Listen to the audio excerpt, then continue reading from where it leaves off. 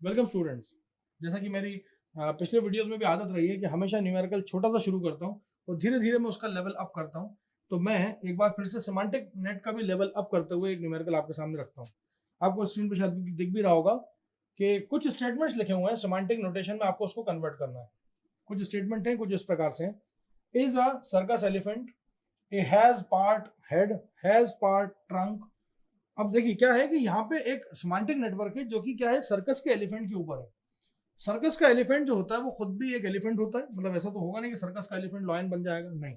तो एलिफेंट्स होते हैं बहुत सारे, उनके अंदर से कुछ जो एलिफेंट्स होते हैं जिनको सर्कस वाले लेते हैं। और वो सर्कस का जो एलिफेंट होता है उसके पास उसका हेड होता है, सर होता है, उसका ट्रंक होता है, उसका माउथ होता है, क्योंकि माउथ जो है हेड का पार्ट है। एलिफेंट जो है वो एनिमल है। उसके बाद एनिमल जो होते हैं उनके अंदर हार्ट होता है। और सर्कस का एलिफेंट जो होता है वो परफॉर्मर होता है, और उस परफॉर्मर के पास कॉस्ट्यूम भी होता है। वहां आप देखेंगे सर्कस के अंदर अगर आप जाएंगे, वैसे तो कम होता है यूज सर्कस, लेकिन फिर भी लोग जब हम जाया करते थे बचपन में, तो सर्कस वाले जो एलिफेंट्स होते थे वो सारे करतब दिखाया करते थे, परफॉर्मर होते थे वो। मतलब वो जैसे उनकी एंट्री होती थी तो हम लोग बड़े खुश होते थे, छोटे बच्चे जो होते थे उस टाइम बड़े खुश होते थे। और उनके पास उनकी खुद की अजब सी कॉस्ट्यूम होती थी, बड़ी सारी कॉस्ट्यूम होती थी, मालिक जाने उसको कैसे पहनाते थे क्या करते थे, लेकिन वो था। तो कुछ चीजें हैं जो यहाँ पे आपको सेमांटिक नेटवर्क के अंदर शो करनी है। मतलब एक सर्कस का एलिफेंट है जो कि एलिफेंट है, पहली बात तो। उसके बाद उस एलिफेंट के पास उसका सर है, उस सर पे लगे हैं ट्रंक, ट्रंक के बाद उसके जो सर है उस सर के अंदर है उसमें उसका मुंह है, उसका माउथ है। और उसके बाद एलिफेंट जो है वो एक एनिमल है, उस जितने भी एनिमल होते हैं उनमें हार्ट होता है। सर्कस का जो एलिफेंट है वो परफॉर्मर होता है, और परफॉर्मर के पास कॉस्ट्यूम होता है। तो चलिए सबसे पहले मैं शुरुआत करता हूं बिल्कुल बेसिक चीज से, वो है ये। यहां पे लिखता हूं मैं circus dash elephant, circus elephant, यही है हमारा मेन हीरो जिससे हम कहानी शुरू करेंगे। अब सबसे पहली बात तो ये तय है कि सर्कस का एलिफेंट जो होता है वो क्या होता है, एक एलिफेंट होता है। ये बात पहले फिक्स कर देते हैं हम, वो क्या होता है, एक एलिफेंट होता है। ये जो एलिफेंट होता है ना, ये एक एनिमल होता है, बिल्कुल होता है, इज अ एनिमल। ये जो एनिमल होता है ना, एनिमल के अंदर हार्ट होता है, बिल्कुल होता है। एनिमल के अंदर हैज पार्ट हार्ट। मैं धीरे धीरे करके इसके स्टेटमेंट को आगे बढ़ता जा रहा हूं। अब इस एलिफेंट के दो पार्ट्स होते हैं। Has a part, has part के अंदर पहला आता है हेड, और दूसरा आता है ट्रंक।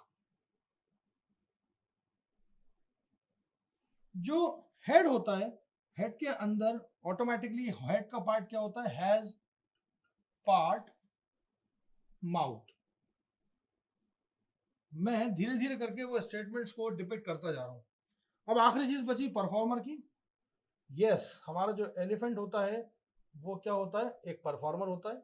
और आप सब जानते हो एक परफॉर्मर के पास उसका कॉस्ट्यूम होता है। तो परफॉर्मर हैज अ कॉस्ट्यूम। चलिए मैं एक बार फिर से इस न्यूमेरिकल के क्वेश्चन को पढ़ता हूं और देखता हूं कि ये डायग्राम में ये जो सॉरी सेमांटिक नेट है, सेमांटिक नेट में कुछ छूट तो नहीं गया। चलिए, circus elephant is an elephant. Yes, circus elephant is an elephant, पहला स्टेटमेंट। एलिफेंट हैज हेड, बिल्कुल सही। एलिफेंट हैज ट्रंक, वो भी बिल्कुल सही। फिर हेड हैज माउथ, बिल्कुल सही, हेड के पास माउथ है, मतलब हेड के अंदर ही तो माउथ होता है। एलिफेंट इज एन एनिमल, बिल्कुल सही, क्योंकि इज अ प्रेडिकेट, यहाँ पे इज अ रिलेशन लगाया मैंने आर्क को। एन एनिमल हैज हार्ट, ये भी सही है। Circus elephant is a performer and that performer has a costume. That's it.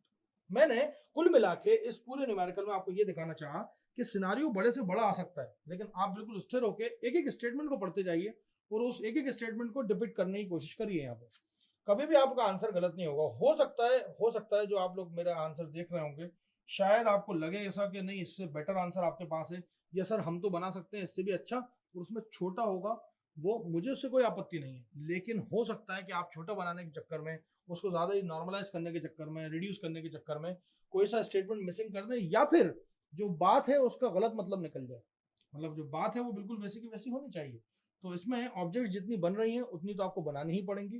जैसे आप पूरा क्वेश्चन देखेंगे अगर, तो उसमें हमेशा एलिफेंट, हेड और ट्रंक और ये जितनी भी चीजें लिखी है ना, वो सारे के सारे ऑब्जेक्ट्स थे। देखिए आप क्वेश्चन को ध्यान से, लिखा है ना एज अ सर्कस एलिफेंट, उसके जस्ट साइड में क्या लिखा है, एलिफेंट। तो सर्कस एलिफेंट, एलिफेंट, ये जितनी भी चीजें हैं ना, ये चीजें कम नहीं होनी चाहिए। तो आप एक बात बताइए, जब आप ऑब्जेक्ट्स कम नहीं कर पाओगे, नंबर ऑफ ऑब्जेक्ट हटा थोड़ी पाओगे, जब आप ऑब्जेक्ट्स कम नहीं कर पाओगे तो इसका फायदा क्या रिड्यूस करने का। इसलिए बेटर ये है कि आप इसको रिड्यूस ना करें और इसकी कोशिश भी ना करें। हाँ, रिलेशन चेंज कर सकते हो आप कैसे भी करके, लेकिन अगेन वही बात सामने आती है कि आप रिलेशन जब चेंज करोगे तो ये ना हो कि जो बात उसमें लिखी हुई है, जो सेंटेंस लिखा हुआ है, जो नॉलेज लिखी हुई है, वो कुछ और हो जाए। इसका मतलब मैं आपको सीधे सीधे ह्यूमन ब्रेन के लिहाज से समझाऊं। ह्यूमन ब्रेन के लिहाज से सुनिए। मान लीजिए किताब में कोई इक्वेशन लिखी थी, उसको नीचे समझाने के तरीका भी लिखा हुआ था, आपने उसको पढ़ा और अपनी दुनिया में, अपनी मस्ती में आपने कुछ और उसको समझ लिया और कुछ और उसका मतलब निकाल लिया, और वो मतलब आपने टीचर के सामने बोल भी दिया। टीचर उसको रोकेगा, करेक्ट करेगा, वो सही मतलब बताएगा कि बेटा बुक में ऐसा लिखा हुआ है, इसको ऐसा करके ऐसा करना। मतलब जो मैनुअल दिया हुआ था आप उसको फॉलो नहीं करा, और आपने उसको जो आपने अपने हिसाब से समझा, जो आपने अपने हिसाब से स्टोरी गढ़ी अपने दिमाग में, उसको सुनाने की कोशिश करी, जो कि गलत थी। सही भी हो सकती है, मैं ये नहीं कह रहा, ऐसा नहीं है, क्योंकि हम लोग ज्यादातर केसेस में जब पढ़ाई करते थे, हम भी जब स्टूडेंट थे, तो कुछ चीजें जैसे पीरियोडिक टेबल थी, तो पीरियोडिक टेबल हमें जब याद भी नहीं थी तब हमें पूरी रटी हुई थी, पूरी रटा दी जाती है, उसको वर्टिकली रटा दी जाती है, हाली नाकर अफसोस मक्का सर 12 ऐसे करके हमने भी रटी थी। बट अगेन वही कि अगेन आज मैं अगर केमिस्ट्री पढ़ाऊंगा तो शायद ऐसे नहीं पढ़ाऊंगा, मैं वही हीलियम, नियॉन और ये वो करके पढ़ाऊंगा, हाइड्रोजन पूरे उनके एटॉमिक नंबर के साथ।